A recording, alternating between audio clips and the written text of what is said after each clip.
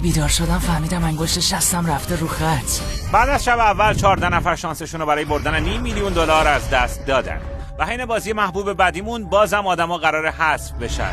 نگهبانا بلوکا رو بیارید.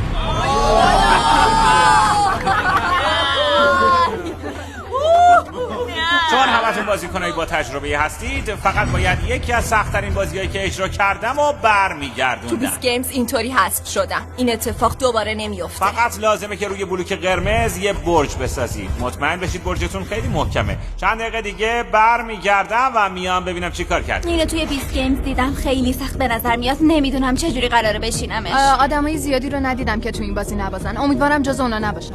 نه، امیدوارم جز اونا باشن. تو اون ویدیوی جنگل شما در برابر هم بودید. الان دارید با هم کار میکنید. الان بهش اعتماد بفرم دارم. ببینم چی میشه یا نه. آره خب اگه نگهش داری که قبول نیست. بارو ببینیم بابا. همگی نسبت به برجتون حس خوبی دارید؟ آره.